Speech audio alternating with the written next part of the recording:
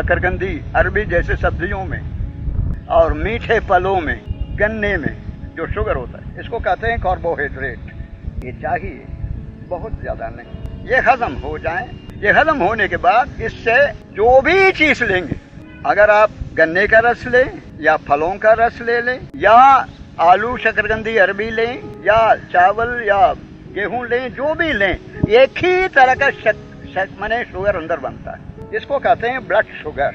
हमारे खून में थोड़े से शुगर रहना चाहिए। अगर वो न रहे, अंदर के काम बनेगा नहीं। शुगर को बहुत बढ़ा ले, खत्म, अंदर के काम बनेगा नहीं। अगर शुगर लेवल से बहुत कम हो जाए, लो ब्लड शुगर, उठने का भी मन नहीं हुआ, कुछ नहीं को, कोई अंदर के काम चल नहीं सकता। वो ब्लड शुगर कुछ परिमित मात्रा में रहने से ही शरीर का सारा काम ठीक ढंग से बनता रहेगा। इसके अलावा जो प्रोटीन वगैरह, जो दाल वगैरह लेते हैं, इसको हजम करने के बाद दाल हजम होकर उसे एमिनो एसिड कहते हैं अंग्रेजी में, प्रोटीन ही समझिए, अंदर का प्रोटीन मिल जाता है। उस प्रोटीन से नए नए कोशाणु बनते हैं, अंदर के मरम्मत का काम होता है। कुछ फैटी एसिड्स जो घी, तेल और काजू, बादाम ऐसे जिसके अंदर तेल है, इसके अंदर फैट है, इन चीजों को लें। इसके अंदर जो माने बसा है, इसको अपनाकर माने हमारे मसल्स वगैरह बनना में वहाँ थोड़ा माने फैट रखना है, तभी वो माने मांस बना रहेगा। इसीलिए थोड़ा फैट चाहिए। अगर इसको ज्यादा खा लें, माने हार्ट ट्रबल हो जाएगा। दिल की बीमारियां बहुत बढ़ रही हैं दिन ब दिन, कोलेस्ट्रॉल कहते हैं। आप ये न सोचें कोलेस्ट्रॉल को कम करने के लिए कोई खास दूरदर्शन में जो एडवर्टाइज करते हैं उसको लेने से कम हो जाएगा। अपने सारे खाने को बदलना पड़ेगा। सब चीजों को वैसे ही रख के वो खा लेंगे तो काम नहीं बनेगा।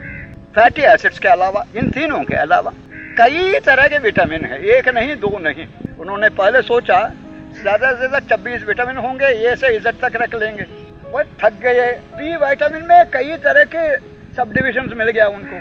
B1, B2, B3, B12 तक गए, D1, D2, मैंने ऐसे वो करते जाते हैं। अब भी विटामिन का पूरा खोज नहीं हुआ। इतने विटामिन है। विटामिन माने क्या है? वो सूक्ष्म तत्व जो हमारे खाद्य पदार्थों में है, जिसको अपनाने के बाद शरीर के अंदर कई तरह के अच्छे अच्छे काम होते हैं। विटामिन ये न मिले, आंख ठीक काम नहीं करेगा। ऐसे कई तरह के विटामिन है, बिल्कुल नकली विटामिन नहीं है जिनके बारे में एडवर्टाइजमेंट होता है।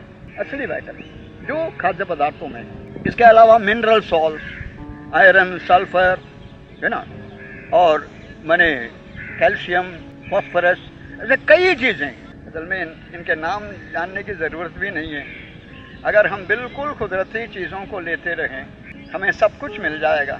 हमें इनकी जानने की जरूरत ही नहीं है। भूख लगने पर 2 ही बार ठीक ढंग से लीजिए, सब कुछ मिल जाएगा। आपको फिक्र करने की जरूरत नहीं इनके बारे में। फिर भी जब तक ये नहीं बताते, लोग इसको साइंटिफिक नहीं मानते।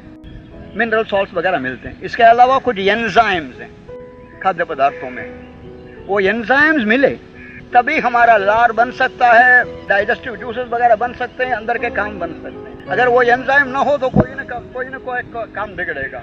इसके अलावा कुछ ट्रेस एलिमेंट्स इतने अति सूक्ष्म भाग में हैं, वो भी जरूरी है। ऐसे खाना हजम होने के बाद उससे कई अच्छी चीजें मिलती हैं। अगर ये चीजें मिले, अंदर के काम सारे ठीक ढंग से होते रहेंगे। अगर ये न मिले, कोई न कोई काम बिगड़ेगा। अगर कहीं भी थोड़ा काम बिगड़े, सारे शरीर का उसके ऊपर सारे शरीर के ऊपर बुरा असर पड़ेगा। इसलिए भोजन से हमें शक्ति नहीं मिलती, तत्व मिलते हैं। कुछ खाद्य पदार्थ ऐसे हैं जिसको अपनाने के बाद ये सारे तत्व पूरे मिल जाते हैं। कुछ खाद्य पदार्थ ऐसे हैं जो हजम होने के बाद कुछ मिलते हैं, पूरा नहीं मिलता। कुछ खाद्य पदार्थ ऐसे हैं जिसको हजम करने के बाद कुछ ही नहीं मिलता। तो हमारा कहना यह है, कुछ ऐसे खुराक खाओ जिसको हजम करने में कम से कम ताकत लगे और ज्यादा से ज्यादा लाभ मिले, फायदा मिले।